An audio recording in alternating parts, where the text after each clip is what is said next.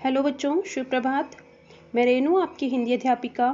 हम कर रहे हैं आज क्लास 12th के हिंदी पाठ्य पुस्तक वितान भाग 2 का पहला पाठ सिल्वर वेडिंग। और इस कहानी की व्याख्या 3 भागों में हम कर चुके हैं। आज इसकी व्याख्या का चौथा पाठ हम करेंगे।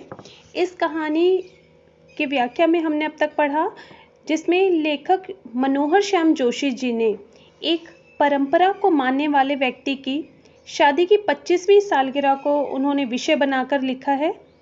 लेखक ने आधुनिक समाज के अनुसार जो व्यक्ति नहीं बदल पाते उनकी विडंबना का बड़ी सहजता से वर्णन किया है। यशोधर बाबू, जो इस कहानी के मुख्य पात्र हैं, एक परंपरागत विचारों वाले, रीति रिवाज को मानने वाले व्यक्ति हैं और समाज के अनुसार, आज के आधुनिक समाज के अनुसार वो चल पाने में, उनके अनुसार चलने में वो अपने आप को असहज अनुभव करते हैं और अपनी परंपराओं के कारण वो अपने परिवार से कट जाते हैं। तो इस पाठ में लेखक ने जनरेशन गैप, जो 2 पीढ़ियों के बीच अंतराल होता है, उसकी जनरेशन में जो समाप्ति की कगार पर खड़ी हुई पारिवारिक अनुभूतियां हैं, सहानुभूति, मानवीय मूल्य और जनरेशन गैप को इस कहानी के माध्यम से लेखक ने प्रस्तुत किया है।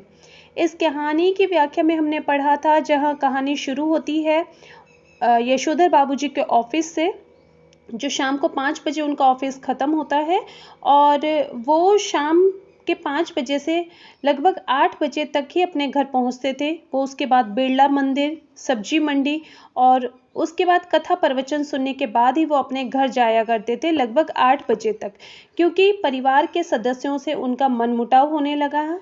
उनके परिवार में 3 बेटे और 1 बेटी, उनकी पत्नी है। उनकी पत्नी भी अपने बच्चों के अनुसार मॉडर्न हो चुकी है, पर अभी तक भी यशोधर बाबू अपने आप को परिवार के अनुसार नहीं बदल पाए हैं। हमने अभी पढ़ा था कि यशोधर बाबू को जो चीज़ें समहाउ इम्प्रॉपर, अनुचित महसूस होती हैं कि उनका बेटा अपना वेतन उनके हाथ में नहीं देता। जो बड़ा बेटा कमाता है, एक विज्ञापन कंपनी में वो नौकरी करता है, तो जो उसका 1500 रुपये मासिक वो कमाता है, वो अपना वेतन उनको नहीं देता। तो उनका मानना है कि वो मुझे ना दे कोई बात नहीं, क्योंकि उसका वेतन खुद उसके अकाउंट में जाता है, पर वो एक जॉइंट अकाउंट करा सकता था।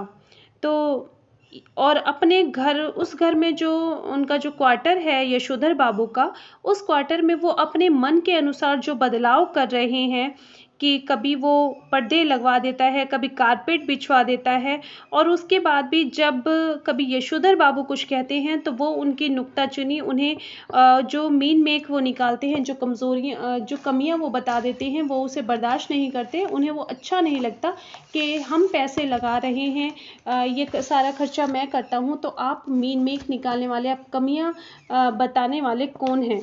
तो कहानी का जो आगे का पार्ट है वो हम देखते हैं, जहाँ पर हम देखते हैं कि डबल बेड, श्रृंगार मेज, कभी टीवी, फ्रिज। क्या हुआ?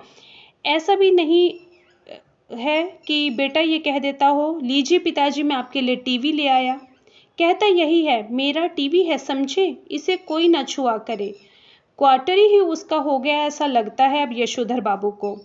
ये अच्छी रही, अब इनका एक नौकर भी रख लो घर में, क्योंकि बच्चे कहा करते थे कि घर के काम के लिए एक नौकर भी रख ले, जो मार्केट का काम करे, राशन लाना, दूध लाना, ये सब काम कर दे।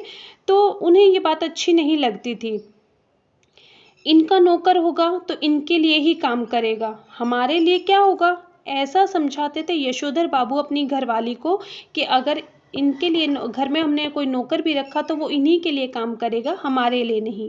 काम सब अपने हाथ से ही ठीक होते हैं, नौकरों को सौंपा हुआ कारोबार चौपट हुआ। कहते हैं यशोधर बाबू, पत्नी सुनती है मगर नहीं सुनती। पत्नी सिर्फ उनकी बातों को सुन लेती है, पर उस पर कभी गौर नहीं देती। वो अब सुनकर चिढ़ती भी नहीं है, क्योंकि उसे पता है, उनकी आदत है, और वो उसे इन सब बातों से उनकी कोई भी फर्क नहीं पड़ता। यशोधर बाबू जो अभी घर पर नहीं पहुंचे थे, वो सब्जी का झोला सब्जी खरीद चुके थे और यशोधर बाबू खुदी हुई सड़कों, टूटे हुए क्वार्टरों के मलबे से पटे हुए लॉन के बीच में उन सबको पार करते हुए उस कोने में पहुंचे जिसमें 3 क्वार्टर अभी तक साबुत खड़े हैं और सभी क्वार्टर तोड़े जा चुके हैं, नए क्वार्टर बन रहे हैं। उन 3 में से कुल एक को अब तक एक सिलसिला आबाद किए हुए है और उस क्वार्टर के बाहर एक बदरंग सी तख्ती पर उनका नाम लिखा था, YD पंत, यशोधर बाबू पंत। तो वो अपना नाम देखते हैं और उसके बाद इस क्वार्टर पर पहुंचकर जब रात को वो 8 साढ़े 8 बजे के करीब अपने घर पहुंचे, तो आज जब वो क्वार्टर पर पहुंचे तो उन्होंने YD पंत को पहले धोखा हुआ कि किसी गलत जगह पर आ गए हैं। क्वार्टर के बाहर एक कार थी, कुछ स्कूटर, मोटरसाइकिल, बहुत से लोग विदा ले दे रहे थे, कुछ लोग आ रहे थे तो कुछ लोग जा रहे थे।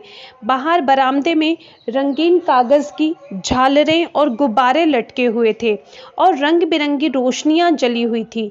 फिर उन्होंने अपना बड़ा बेटा भूषण पहचान में आया, जो बड़ा बेटा था उनका, जो एक विज्ञापन की कंपनी में काम करता था जिसका नाम भूषण था। उन्होंने उसको पहचाना जिससे कार में बैठा हुआ कोई साहब हाथ मिला रहा था और कह रहा था, give my warm regards to your father, मेरी तरफ से अपने पिताजी को रिगार्ड्स दीजिएगा। तो यशोधर बाबू ये सब सुनकर, ये सब देखकर ठिठक गए, हैरान हो गए। उन्होंने अपने आप से ही पूछा कि क्यों आज मेरे क्वार्टर पे ये सब क्या हो रहा है, कि क्या बात है, मुझे किस बात के रिगार्ड्स दी जा रही हैं, या ये सब जो सजाया गया है घर को, इतने लोग आ जा रहे हैं, ये सब क्या है। उन्हें इसके बारे में ज़रा सा भी कुछ भी नहीं पता था। इसका जवाब भी उन्होंने अपने आप को दे दिया कि जो करते होंगे ये लोंडे मोंडे, इनकी माया यही जाने, कि लड़कों ने किया होगा और इनकी माया यही जाने। अब यशोधर बाबू का ध्यान इस ओर गया। दूसरी तरफ वो देखते हैं कि उनकी पत्नी और उनकी बेटी भी कुछ मेम साहबों को विदा करते हुए बरामदे में खड़ी हैं। लड़की जींस और बगैर बाह का टॉप पहने हुए है, जो यशोधर बाबू को बिल्कुल पसंद नहीं था उसके इस तरीके के कपड़े पहनना। यशोधर बाबू से कई मर्तबा कई बार कह चुके थे कि तुम्हारी ये पतलून और सैंडो बनने वाली ड्रेस मुझे तो समहाउ इम्प्रॉपर मालूम होती है। समहाउ इम्प्रॉपर पहले भी हमने बताया कि जो अनुचित, उन्हें अच्छी नहीं लगती थी, अनुचित लगती थी। लेकिन लड़की भी जिद्दी है, इसे ही पहनती है और पत्नी भी उसी की तरफदारी करती है और कहती है, वह सिर पर पल्लू वल्लू मैंने कर लिया बहुत, अब तुम्हारे कहने पर। समझे, मेरी बेटी वही करेगी जो दुनिया कर रही है। और बेटी का पक्ष हमेशा ही माँ लेती थी कि मेरी बेटी आपके कहे के अनुसार वैसा नहीं करेगी। तो पुत्री का पक्ष लेने वाली जो पत्नी थी, वो इस समय होठों पर लाली, बालों पर खिजाब कहते हैं जो कलर हम करते हैं बालों पर, वो लगाए हुए थी। जबकि ये दोनों ही चीज़ें, आप कुछ भी कहिए, यशोधर बाबू को समहाउ इम्प्रॉपर ही मालूम होती थी। उन्हें ये सब मेकअप करना, श्रृंगार करना, बालों में कलर करना, ये सब चीज़ें भी उन्हें अनुचित ही मालूम पड़ती थी। आधुनिक किस्म के अजनबी लोगों की भीड़ देखकर, आधुनिक किस्म के अजनबी लोग कैसे, क्योंकि यशोधर बाबू परंपरागत मूल्यों को मानने वाले, अपने सिद्धांतों का पालन करने वाले, पुराने ज़माने की सोच वाले व्यक्ति थे। और जब आज वो अपने घर में ही आधुनिक किस्म के जो आजकल के कपड़े जिस तरीके से जीन्स टॉप, उन सब पहने हुए अजनबी लोगों की भीड़ देखते हैं, तो यशोधर बाबू अंधेरे में ही दुबके रहते हैं। वो एक साइड में ही खड़े हो जाते हैं। उनके बच्चों को इसलिए शिकायत है कि बब्बा तो LDC टाइपों से ही मिक्स करती हैं। LDC टाइप्स यहाँ पर है कि जो नौकरी हमारी होती हैं किसी भी तरीके से, कि जो हम नौकरियां करते हैं उसमें जो ग्रेड होती है, उसमें लोअर डिवीज़न क्लर्क जो होता है, LDC की जो फुल फॉर्म है लोअर डिवीज़न क्लर्क, जो निम्न वर्गीय बाबू होते हैं, जो मतलब सबसे नीचे की रैंक पर जो आते हैं लोअर ग्रेड के, वो, कि आप तो उन्हीं से ही, मतलब उन्हीं की तरह ही बब्बा रहते हैं।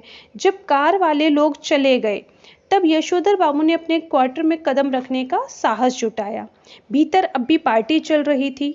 उनके पुत्र पुत्रियों के कई मित्र थे, रिश्तेदार भी अभी जमा हुए थे। तो वो जैसे ही घर में एंट्री करते हैं, वो देखते हैं कि अभी भी पार्टी चल रही है। उनके बड़े बेटे ने झिड़की सी सुनाई। भूषण उन्हें थोड़ा सा झिड़कते हुए कहता है, बब्बा आप भी हद करते हैं। सिल्वर वेडिंग के दिन 8:30 बजे घर पहुंचे हैं। अभी तक मेरे बॉस आपकी राह देख रहे थे। जो भूषण कार में बैठे हुए एक व्यक्ति जो उसे रिगार्ड्स दे रहे थे उनके फादर के लिए, वो भूषण के बॉस थे। हम लोगों के यहाँ सिल्वर वेडिंग कब से होने लगी? यशोधर बाबू ने शर्मीली हंसी हंस दी कि हम लोगों की तो परंपरा में है ही नहीं ये। तो बेटा अब जवाब देता है, जब से तुम्हारा बेटा 1,500 महीने के कमाने लगा तब से। यह टिप्पणी थी चंद्रदत्त तिवारी की, जो इसी साल SAS पास हुआ था और दूर के रिश्ते से यशोधर बाबू का भांजा लगता था। जो यशोधर बाबू का भांजा था जिसका नाम चंद्रदत्त तिवारी था, वो उसी बात के बीच में बात करता है कि जब से आपका बेटा 1,500 रुपये महीने के कमाने लगा तभी से ही आपके यहाँ सिल्वर वेडिंग मनानी शुरू हो गई है। यशोधर बाबू को अपने बेटों से तमाम तरह की शिकायतें हैं, लेकिन कुल मिलाकर उन्हें ये अच्छा लगता है कि लोग बाग उन्हें ईर्ष्या का पात्र समझते हैं, क्योंकि उनके जो बच्चे थे वो कामयाब हो चुके थे, लड़का अच्छी नौकरी कर रहा था, तो लोग बाग उन्हें ईर्ष्या का पात्र समझते थे। वो खुश होते थे कहीं ना कहीं इस बात को लेकर कि बच्चे कामयाब हैं, भले ही उन्हें भूषण का गैर सरकारी नौकरी करना समझ में ना आता हो। जो उन्हें हमेशा ही सरकारी नौकरी करने के वो पक्षधर रहे थे, खुद भी सरकारी नौकरी करते थे और जो छोटा बेटा था वो भी ICS की तैयारी कर रहा था। तो वो यही चाहते थे कि वो भी सरकारी नौकरी करे, पर भूषण जो था वो प्राइवेट कंपनी में काम कर रहा था, एक विज्ञापन की कंपनी में। तथापि वो ये भी बखूबी समझते थे कि इतनी छोटी उम्र में 1,500 महीने के कमाना प्लस कन्वेंस अलाउंस एंड तुम्हारा अदर पर्क्स पा जाना कोई मामूली बात नहीं है। कि छोटी ही उम्र थी उनके बेटे भूषण की, जिसमें वो 1,500 रुपये महीने के, उसमें 1,500 रुपये की बहुत ज़्यादा वैल्यू थी कि यशोधर बाबू को वो रिटायर होने के समय पर, जब नौकरी करते उन्हें इतने साल हो गए थे, तब जाकर उन्हें वो 1,500 रुपये मासिक वेतन मिलने लगा था। और यहाँ बेटे की शुरुआत ही 1,500 रुपये प्लस कन्वेंस अलाउंस और तुम्हारा जो अदर पक्ष थे वो सब उसे मिलता था साथ में। इसी तरह भले ही यशोधर बाबू ने बेटों की खरीदी हुई हर नई चीज़ के संदर्भ में यही टिप्पणी की हो कि ये क्या हुई, समाओ मेरी तो समझ में आता नहीं।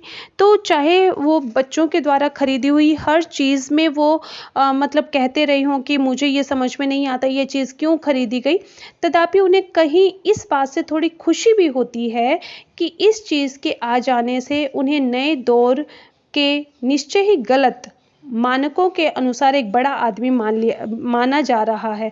उन्हें ये अच्छा लगता था कहीं ना कहीं कि आज वो अपने आप को बड़ा आदमी कहने के योग्य समझते थे कि वो बड़े लोगों की श्रेणी में आने लगे थे। मिसाल के लिए जब एक एग्जाम्पल वो दे रही हैं कि बेटों ने गैस का चूल्हा जुटाया, जब पहली बार घर में गैस का चूल्हा आया तब यशोधर बाबू ने उसका विरोध किया था और आज भी यही कहते हैं कि इस पर बनी हुई रोटी, जो गैस चूल्हे पर रोटी बनाई जाती है, वो मुझे समहाउ रोटी जैसी लगती ही नहीं, वो तो मुझे रोटी की तरह लगती ही नहीं, उसका टेस्ट वैसा नहीं आता। तथापि वो जानते हैं कि गैस ना होने पर वो इस नगर के चपड़ासी श्रेणी मान लिए जाते, कि अगर उनके घर पे आज के समय में गैस नहीं होती तो शायद उन्हें चपड़ासी श्रेणी का मान लिया जाता। इसी तरह फ्रिज के संदर्भ में भी आज भी यशोधर बाबू यही कहते हैं कि मेरी समझ में आज तक नहीं आया कि इसका फायदा क्या है। बासी खाना खाना अच्छी आदत नहीं ठहरी, तो और ठहरा इसका काम कि सुबह बना के रख दिया, शाम को खाया।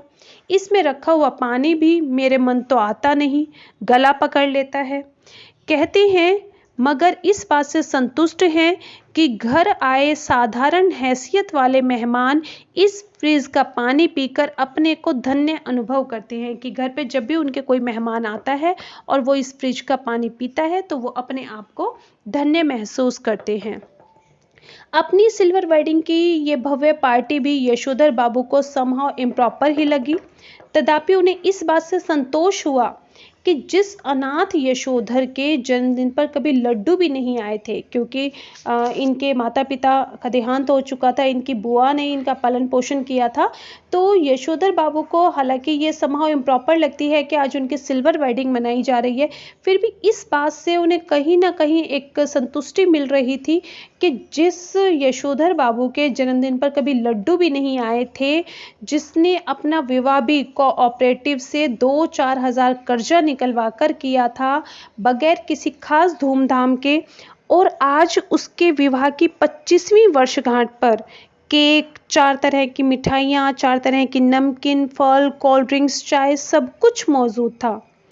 गिरीश बोला, मुझे आज सुबह बैठे बैठे याद आया कि आपकी शादी 6 फरवरी सन 47 को हुई थी और इस हिसाब से आज पूरे 25 साल हो गए। तो मैंने आपके दफ्तर फ़ोन किया था। गिरीश जो उनका साला है, जिसने यशोधर बाबू के बड़े बेटे की भूषण की नौकरी लगवाई थी, वो तो वही कह रहा है कि मुझे जब याद आया तो मैंने आपके ऑफिस में फ़ोन किया था, लेकिन शायद आपका फ़ोन ख़राब था। तब मैंने भूषण को फ़ोन किया तो भूषण ने कहा शाम को आ जाइए, पार्टी करती हैं, और मैं अपने बॉस को भी बुला लूँगा इसी बहाने। गिरीश यशोधर बाबू की पत्नी का चचेरा भाई है, बड़ी कंपनी में मार्केटिंग मैनेजर है गिरीश, और इसकी ही सहायता से यशोधर बाबू के बेटे को अपना संपन्न साला समहाउ भयंकर ओछाट यानी ओछेपन का धनी मालूम होता है, क्योंकि वो एक कंपनी में मार्केटिंग मैनेजर है और उसकी जो सहायता से ही अपने बेटे की भी उन्होंने, हालांकि उसकी नौकरी लगवाई थी, पर वो उन्हें जो है अपना साला उन्हें खास पसंद नहीं है। उन्हें लगता है कि इसी ने भूषण को बिगाड़ दिया है। कभी कहते भी हैं ऐसा तो पत्नी बरस पड़ती है कि जिंदगी बना दी तुम्हारे 2nd क्लास बीए बेटे की, कहते हो बिगाड़ दिया। जब ये बात कभी वो अपनी पत्नी के सामने कह देते हैं तो उन्हें इस बात और उसकी पत्नी को, यशोधर बाबूजी की पत्नी को गुस्सा आ जाता है और वो कहती है कि जिंदगी बना दी है तुम्हारे बेटे की और तुम कहते हो बिगाड़ दिया। उसके साथ ही आगे वो कहते हैं भूषण ने अपने मित्रों से, अपने सहयोगियों से, क्योंकि पार्टी चल रही थी तो सबसे वो यशोधर बाबू का परिचय कराना शुरू करता है।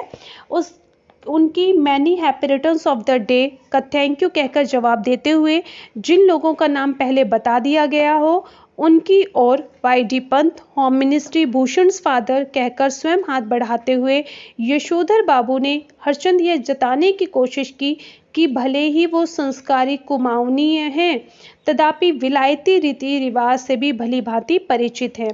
वो सब जब कोई उन्हें विश कर रहा था तो वो उसको थैंक यू कह रहे थे, और जिन लोगों को इंट्रोडक्शन में उनका नाम बता दिया गया था या उनकी ओर वो वाई.डी. पंत या अपना ओहदा बताकर कि होम मिनिस्ट्री या भूषण्स फादर ये कहकर वो स्वयं सबसे मिल रहे थे, और वो ये दिखा रहे थे कि वो सिर्फ परंपरागत मूल्यों को मानने वाले ही संस्कारी कुमाऊनी ही नहीं हैं, बल्कि वो विलायती रीति रिवाजों से भी भली भांति परिचित हैं।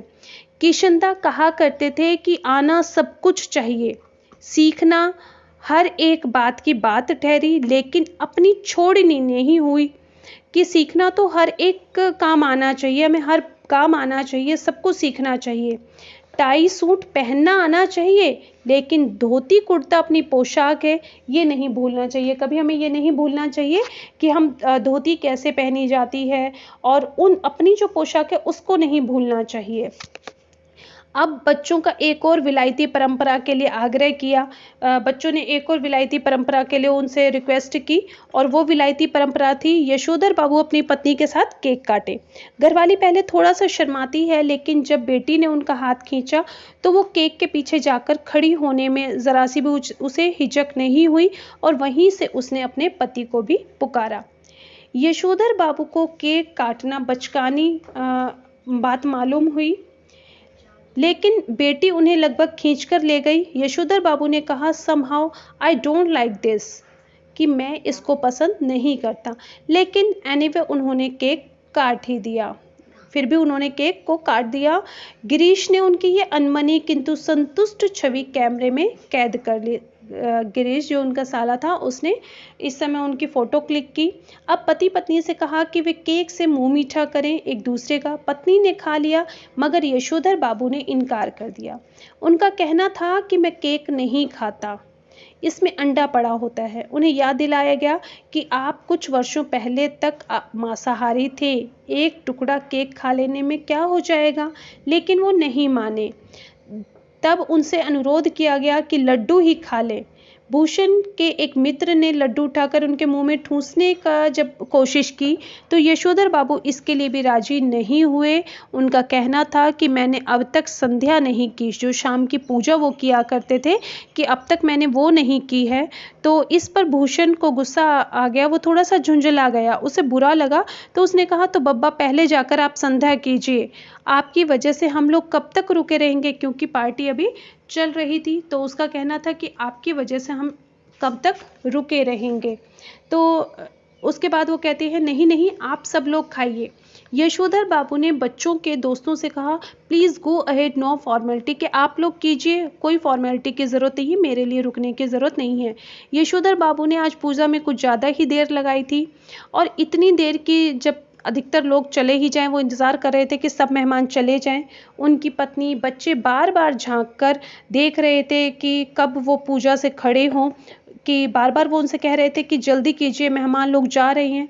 शाम की 15 मिनट की पूजा को लगभग 25 मिनट तक वो करते रहते हैं और जब तक उन्हें बैठक में मेहमानों की आवाज़ सुनाई देती रहती है तब तक यशोधर बाबू पद्मासन साध कर ध्यान लगाकर बैठ गए थे।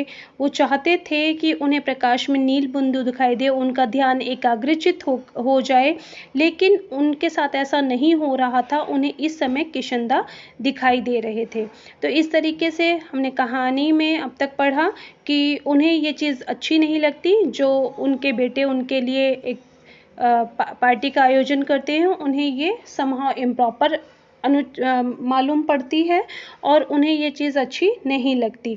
तो अब इस कहानी के आगे के पार्ट में हम देखेंगे कि उन्हें जब किशनदा उनके ध्यान के स्थान पर दिखाई दे रहे थे तो किशनदा और उनके बीच में क्या बातें होती हैं और उनके बच्चे उन्हें क्या गिफ्ट, आज उनकी वेडिंग एनिवर्सरी है तो उनकी वेडिंग एनिवर्सरी के दिन उनके बच्चे क्या गिफ्ट उन्हें देते हैं और वो अपने बच्चों से क्या गिफ्ट पाना चाहते थे। तो आज के लिए इतना ही, आशा है आपको समझ में आया होगा। धन्यवाद बच्चों।